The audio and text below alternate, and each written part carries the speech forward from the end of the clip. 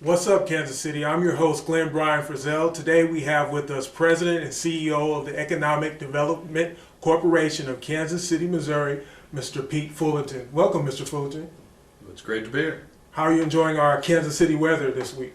Today it's almost a heat wave out there right now, so it's better now than it was earlier this week. It was being so cold. Yeah, I'm already tired of December. Wow, let's keep it moving then. Mr. Fullerton, are you a well-connected social media device user?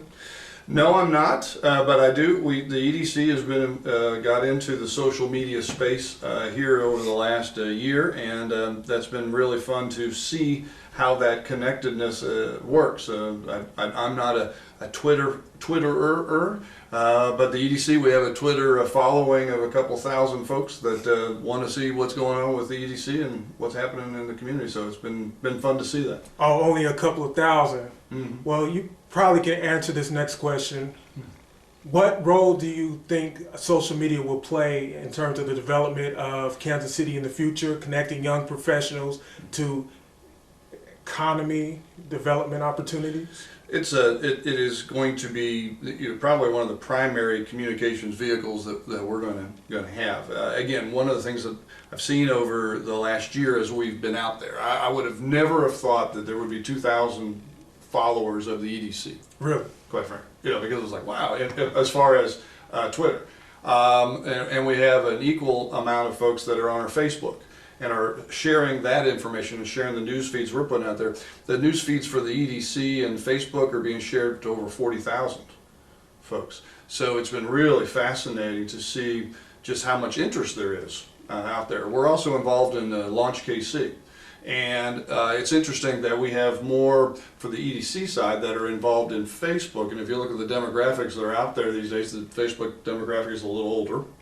And the Twitter followers are younger.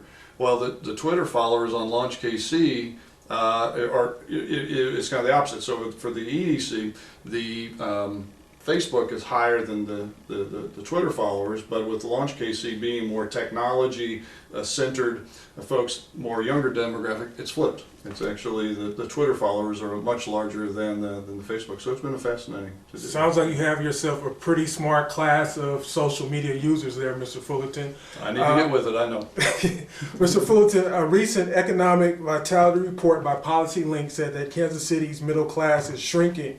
Since 1980, the PolicyLink says the share of households with middle class incomes have dropped from 40 to 38%. Mr. Fullerton, the report concluded that Kansas City area must do a better job connecting people of color to jobs, housing, transportation, quality education, and training opportunities.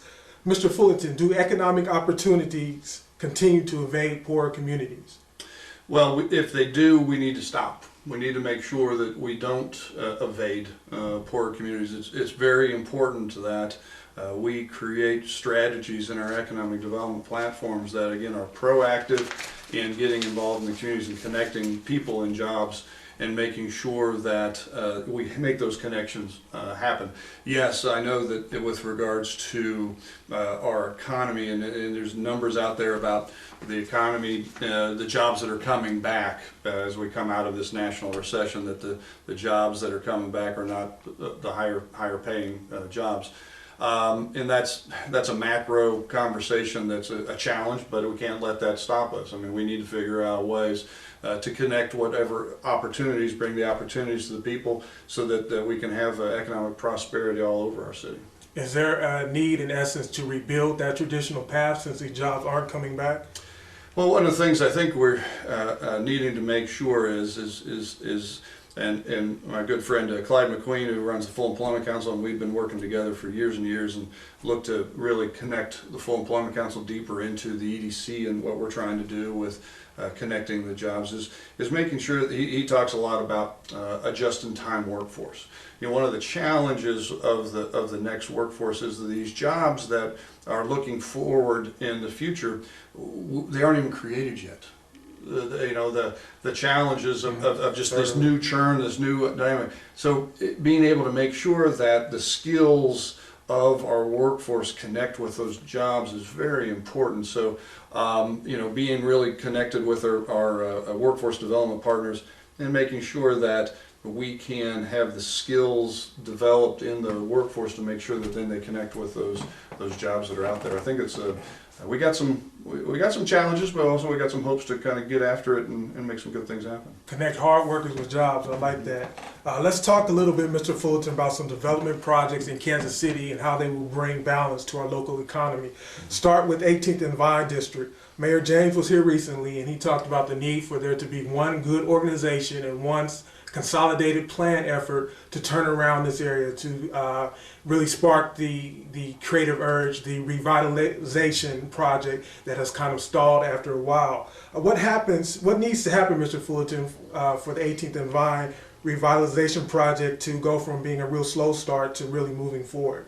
Well, I think the thing that we have is that's important for our areas to really connect activity centers. One of the challenges I think Kansas City, and this would be perhaps a criticism of my own hometown, is we do a project and then walk away and go down the street or go around the corner and go a mile, 2 miles away, do another project, and we've not connected. And I think connecting the dots. So I think the 18th and Vine area is a wonderful location for our community. But what about connecting better down 18th Street to the crossroads? And what about making sure that we're connecting to the east here with some possibly in more industrial areas, connecting the jobs, connecting as entertainment, and even south down to Hospital Hill and Beacon Hill, making sure we connect those things. It's really, connecting the dots, I think, is the most important thing that I think we've missed and that we need to do a better job of. Private investors are looking at bringing in more housing units. That's a positive that this particular article I'm referencing mentioned. As private investment, do you see it playing a big role in the challenge of really overcoming stalled effort? Well, what I think is important too is making sure, again, that it all comes together. What an urban framework has that a suburban framework doesn't is that it has a close proximity to live and work and entertainment options that I think the future people are going to want, the demographics, if you will, of the younger generation. They want all that together. They don't want to get in the car and drive 20 minutes to go to work and then 30 minutes to go to shop, and they want it all together. So to have some good investment on the residential side, that's good, because then that's going to roll up. Then folks want to put their locations of their business close to where the people live, and I think all that stuff's going to come together. It's just it's a long-term conversation sometimes, and that's always a challenge. Very optimistic. We're going to have you back along the road towards making that making good things happen in this area. Let's turn our attention briefly to South Kansas City. Cerner Corporation has announced over the summer the plans to build on the old side of Bannister Mall. You sounded really optimistic when we talked earlier about this bringing jobs to area residents. Can you tell us a little bit about how the Economic Development Corporation might be involved with that? Well, one of the things that we were involved with very early on in this conversation is the Tax Increment Financing Commission is actually under the EDC umbrella. So the Cerner, the redevelopment project came through our system. TIF. Yes, TIF. And one of the things that's important now that we have that through is, again, making sure that we don't just do a development and walk away. I think it's important that we connect what are some other opportunities on the housing? What are the opportunities for workforce development? I mean, Cerner's going to need their projections up to 15,000 jobs on that site, which is that's just mind-boggling number. Well, to be able to do that, it's going to be really. I mean, we have to have a workforce coming through that train, if you will, to come through there. It's going to be very important for them to be able to make those marks. And then also, I think it's important for us to look at what housing is needed and really make sure we leverage that great investment that the Cerner folks are doing for our community, and really make sure that we make it, really sing for all sorts of folks in all over the city, but certainly in the southwest part of the city. Proponents definitely say that this has the potential to turn around the South Kansas City network, neighborhood of living, of working. It's really potentials through the roof. Mr. Fullerton, we spoke a little bit about economic development opportunities. Can you tell us a little bit about what exactly the Economic Development Corporation is?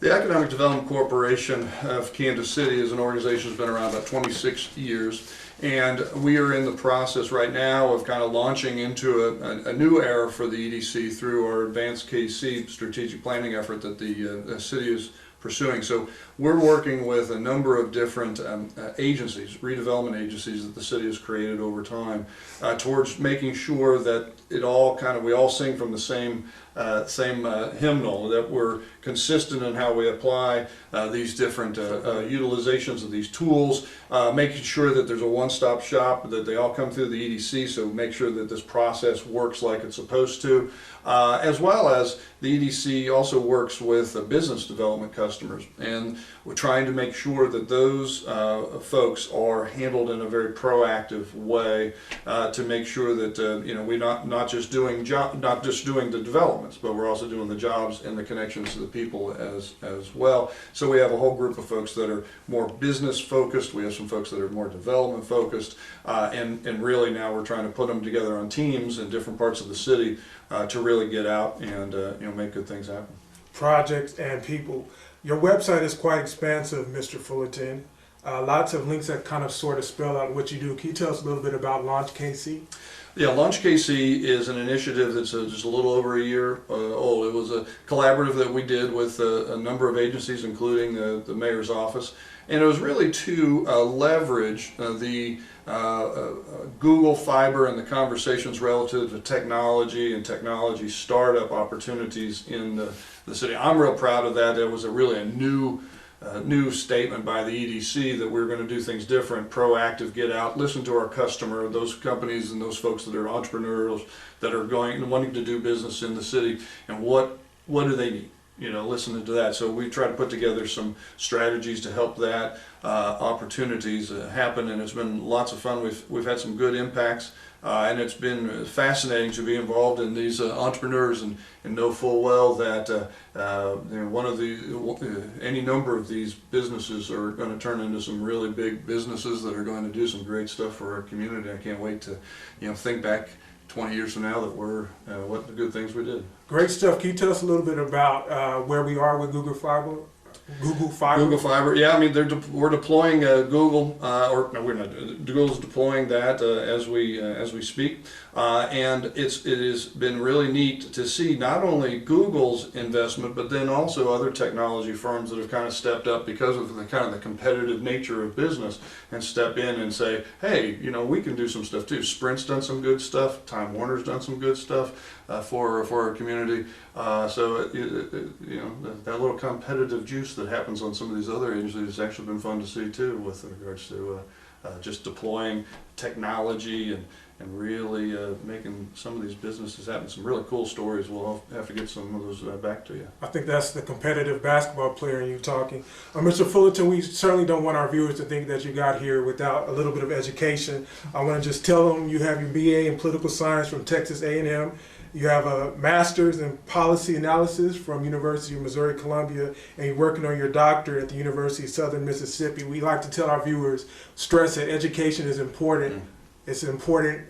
It's important. I can't really say enough about it. And honestly, if you really look at the jobs that are out there that are coming on, that there is a need for more skills and more skill development to be able to survive this uncertain economy that we have out there these days. So yes, I would concur most definitely. Last question, Dr. Fullerton. What challenges have you faced as President and CEO of Economic Development Corporation, and what are you looking for in the new year? Yeah, I mean, the challenge of the EDC is it is very complex. It's a complex city. It's a complex operating environment where we have just a lot of different moving parts, and that's not a negative. It's just that is what this is. So what we're trying to do with EDC and really look forward to 2014 is we're trying to make things a little bit more simple. And try to make sure that when you come into the EDC, the customer calls the EDC, that we're able to streamline and make sure that we handle that customer promptly, go through the process and get things done quickly. And I think we're turning that ball, or turning that corner real good. Going to have some folks that are going to be involved in the community and get out there a little bit more and be more proactive. Well, our director is giving me the wrap up here. I'd like to thank you, Mr. Fullerton, for coming and sharing with us today. We certainly invite you to come back when you're doing things and have some more to share with our viewers. What's up, Kansas City? I'm your host, Glenn Brian Frizell, urging you to check out more video online at www.whatsupkansascity.net. And remember, the sky's the limit. Aim high. If you shoot for the moon and you miss, at the very least, you land among the stars. If you find yourself in need of a criminal defense, personal injury, or immigration lawyer, then call the Service Law Offices of Kansas City. You'll get the experience of an attorney who understands your need for aggressive representation. Consultations are free, so call today. Sooner or later, you'll need service.